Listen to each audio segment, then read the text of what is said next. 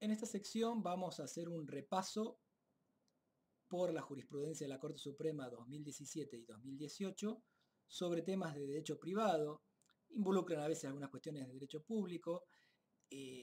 sustancialmente hablaremos de casos de contratos y de reparación de daños, sobre todo. Haremos un excurso sobre casos que tienen que ver con discapacidad y cerraremos con una sección que tiene que ver con temas procesales, pero también están involucrando algunas cuestiones de fondo como el derecho a la tutela judicial efectiva.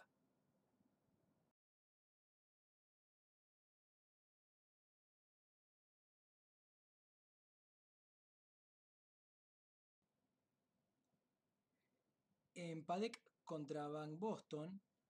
es una demanda hecha por una ONG de defensa de los consumidores, la Corte resuelve la nulidad del cobro del cargo por mantenimiento de cuenta en las cajas de ahorro de un banco en base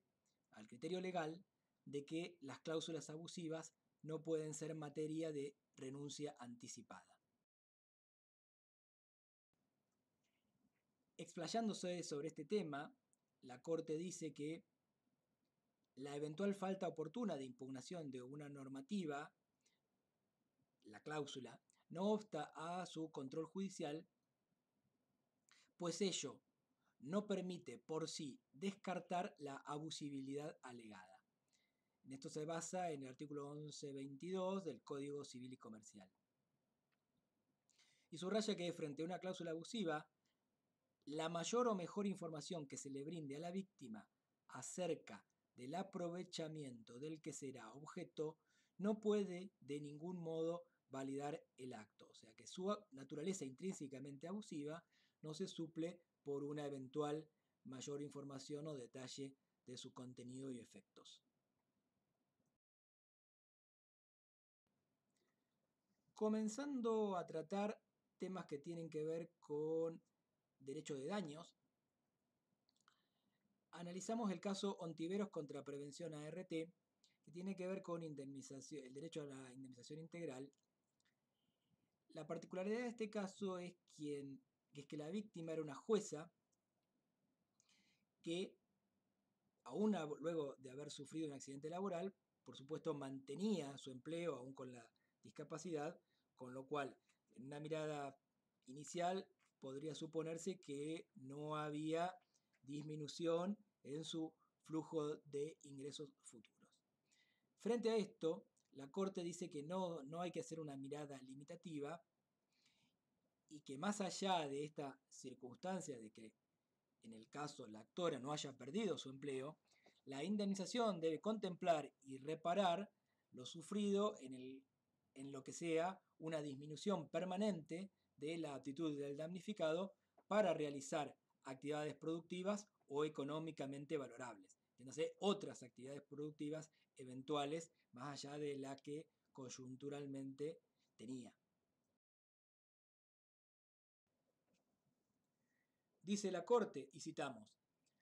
para la correcta cuantificación de la indemnización del daño a la persona sin consecuencias estrictamente económicas, deben tenerse en cuenta las circunstancias particulares del caso, la incidencia de la seria lesión, tanto sobre la disminución de su seguridad económica, como sobre la afectación de su potencial productivo genérico ante una eventual y legítima decisión de postularse para un ascenso, ampliar su actividad con tareas compatibles o, en definitiva, reemplazarla por otra.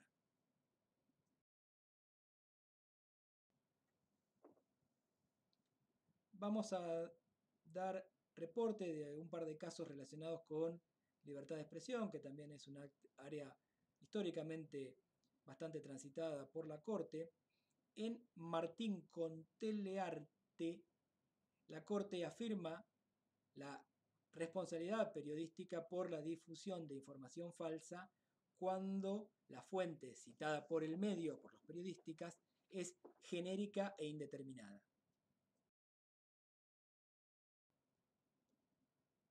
Para contextuar este caso, tenemos que decir que es una acotación de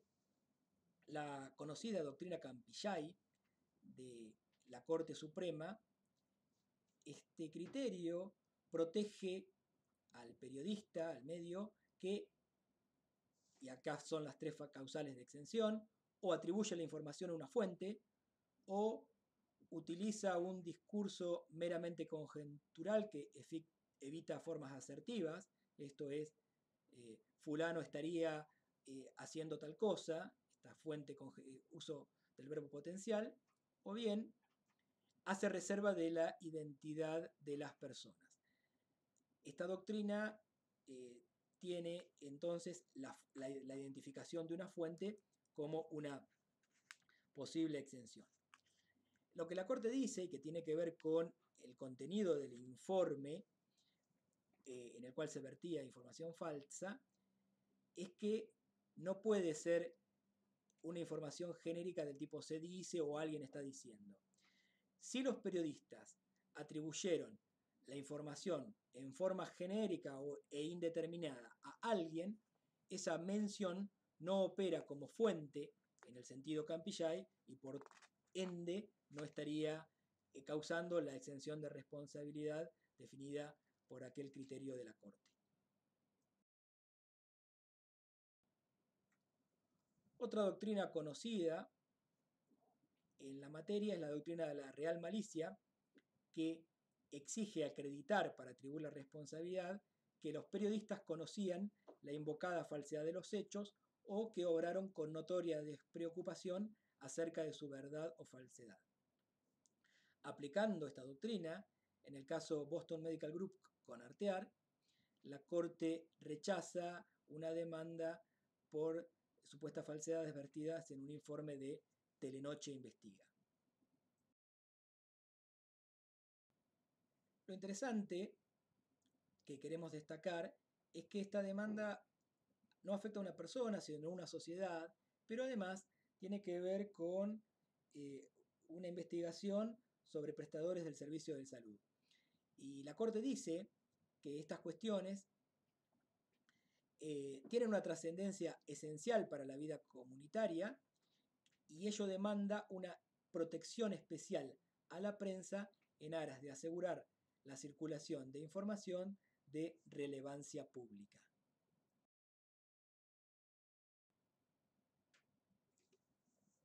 Un tema que se intersecta con la reparación de daños es el de las cláusulas contractuales de los contratos de seguros. En este sentido hay un precedente importante de este periodo que es Flores contra Jiménez, donde la Corte declara la validez del límite de cobertura establecido en el contrato de seguro obligatorio autorizado por la Superintendencia de Seguros. Aquí la Corte dice que, si bien la reparación integral de los daños constituye un principio constitucional que debe ser tutelado, ello no implica desconocer que la relación jurídica entre los otorgantes se rige por el contrato de seguro. Consecuentemente, la pretensión de que la aseguradora se haga cargo del pago de la indemnización más allá de las limitaciones cuantitativas establecidas en el contrato carece de fuente jurídica que la justifique y por tanto no puede ser el objeto de una obligación civil. En un sentido similar se ha procurado imputar responsabilidad del Estado cuando el límite de cobertura era exiguo. Esto prosperó, pero la Corte en Albo contra Gutiérrez Viajes revocó una sentencia que había condenado a la Superintendencia de Seguro en el marco de un accidente en el que habían fallecido 42 personas. Dice que no hay responsabilidad, no había omisión antijurídica que causara responsabilidad del Estado por la fijación de esos límites de cobertura de contratos y recuerda un criterio fijado en el fallo Pastor de 2016, donde dice que para eventualmente plantear esto habría que demostrar que ese límite de cobertura desnaturaliza el seguro, lo torna inútil o lo hace carente de toda finalidad, lo que no estaría sucediendo en estos casos.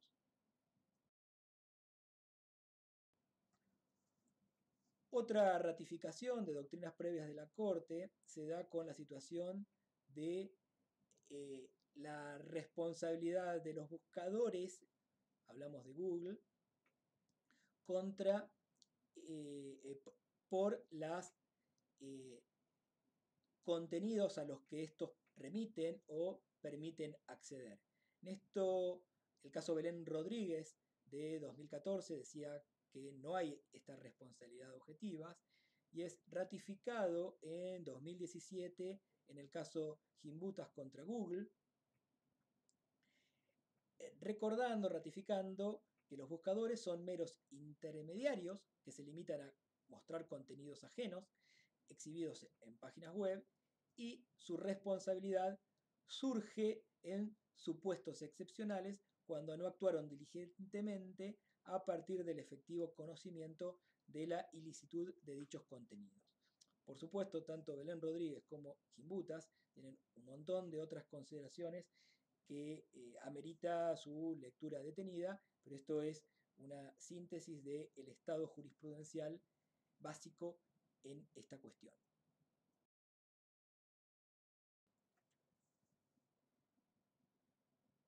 Otra cuestión que tiene una relativa innovación, algo casuística, pero que destacamos, se suscita en el caso Arregui contra Estado Nacional, pero en verdad la demanda, si bien había involucrado y había sido estimada contra la Policía Federal Argentina, mantenía una condena al organizador de un recital gratuito que era la comunidad homosexual argentina.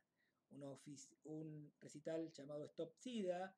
a beneficio y de concientización, en el marco de una campaña de interés general. Lo que dice aquí la Corte es que no corresponde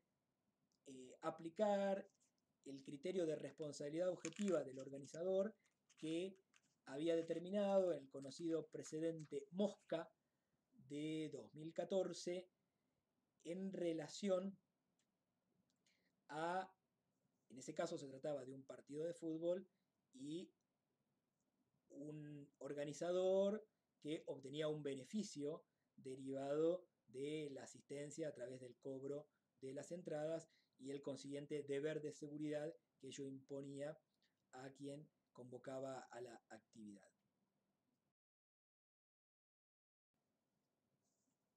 En este fallo, los votos concurrentes de Maqueda y de Lorenzetti subrayan la conexión de este evento con el ejercicio de la libertad de expresión y el derecho de reunión. En particular, Lorenzetti razona que una regla que impusiera obligaciones gravosas en actos organizados en espacios abiertos para la libre expresión de ideas podría tener consecuencias limitativas de estos derechos constitucionales, en especial cuando los que pretenden expresarse pertenecen a grupos excluidos, vulnerables y discriminados. Esto no significa que tengan exención de responsabilidad, debemos aclarar, sino que su atribución se rige por un estándar de responsabilidad subjetiva y no objetiva.